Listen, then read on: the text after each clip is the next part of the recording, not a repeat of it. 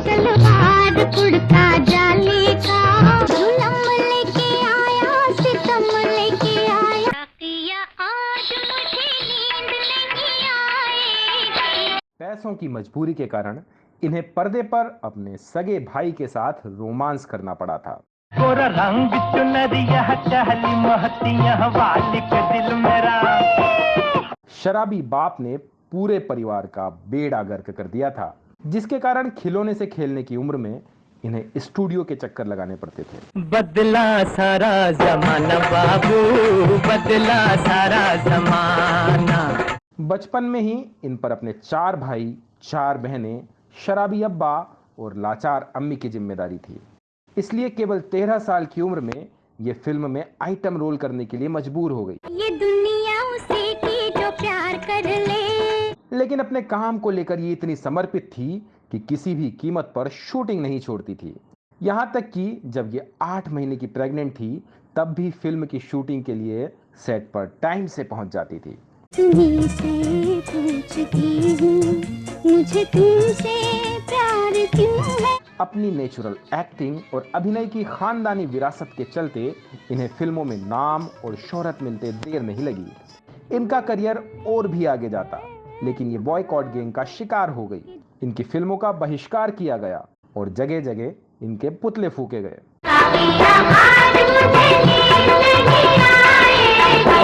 दोस्तों, आज हम बात करेंगे जानी मानी एक्ट्रेस मीनू मुमताज की, जो न केवल एक्टिंग और डांसिंग में धमाल मचाती थी, बल्कि इनकी खुद की निजी जिंदगी में भी कम उठापटक नहीं थी। इनकी तूफानी जिंदगी का एक एक राज हम आपको बताएंगे, तो बने रहिए हमारे साथ।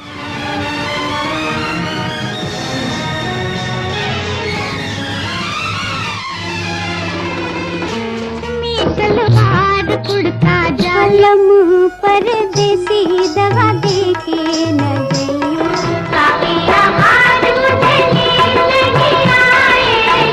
कदम बहके बहके दिया धड़क धड़क जाए। मैं तुम्हीं से पूछती हूँ, दिल की कहानी रंग लाई है, अल्लाह दुहाई है दूध मेरा क्या नाम रे, नदी किनारे गाँव रे। ये गाने तो आपने जरूर सुने होंगे। जिसे थोड़ा भी फिल्म संगीत का शौक होगा वो इन्हें भूल भी नहीं सकता। शोक, हंसमुख, चुलबुली और बिंदास अंदाज के लिए मशहूर इस एक्ट्रेस का ओरिजिनल नाम तो कुछ और था, लेकिन फिल्म के पोस्ट पर इसका नाम था मीनू मुमताज। चाहे आइटम सॉन्ग हो, मुजरा हो, स्टेज गीत हो या रोमांटिक गीत, पर्दे पर आते ही मीनू मुमताज धमाल मचा देती थी। उनकी सबसे बड़ी स्किल थी उनका डांस।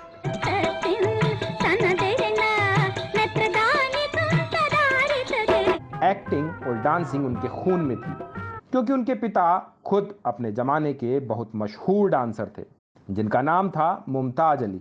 मुमताज साहब बाद में भले ही शराब के कारण बर्बाद हो गए, लेकिन 1940 के दशक में पूरे देश में उनके डांस की भारी डिमांड थी। उनका डांस ग्रुप बहुत मशहूर था और वो अपने कार्यक्रम के लिए देश भर में घूमते रहते थे। उनके 8 बच्चे थे, जिनमें मीनू 5वें नंबर की थी, जिनका जन्म हुआ था 26 अप्रैल 1942 को।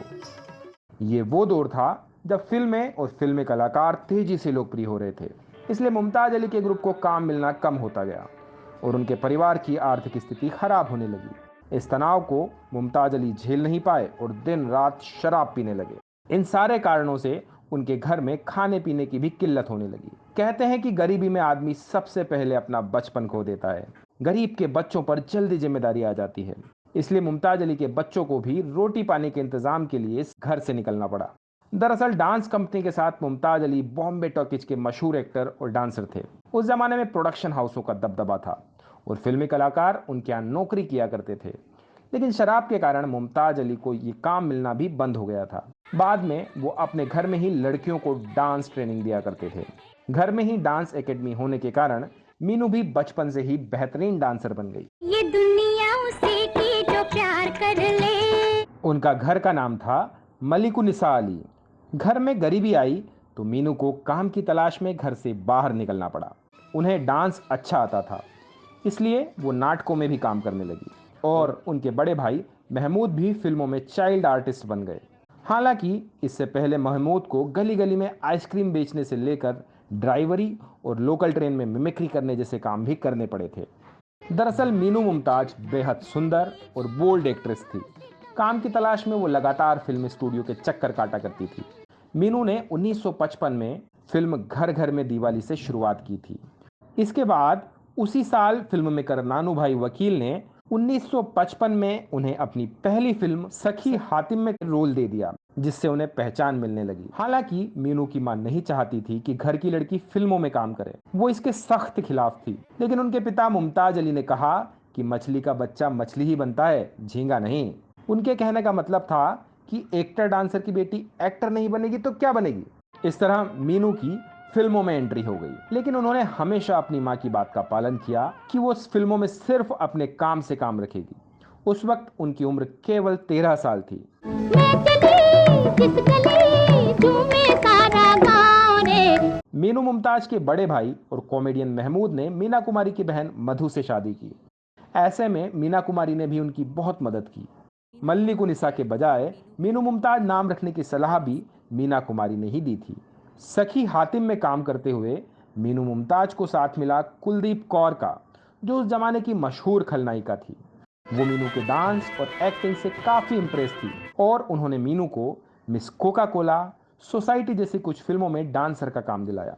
1956 में मीनू ने प्राण, मीना कुमारी और अजीत जैसे कलाकारों की फिल्म हलाकू में मशहूर डांसर एक्ट्रेस हेलन के साथ जबरदस्त परफॉर्मेंस दिया। चले आओ अजी चले आओ तुम्हें आंखों ने दिल में बुलाया। 1956 की फिल्म सीआईडी में मीनू की परफॉर्मेंस काफी पसंद की गई।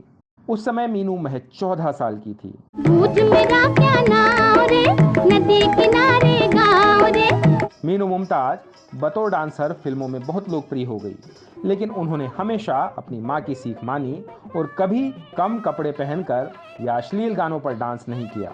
डांसिंग के साथ ही उन्होंने फिल्मों में छोटे मोटे रोल करना भी शुरू कर दिए। अपने भाई महमूद की तरह वो भी कॉमेडी वाले रोल पसंद करती थी।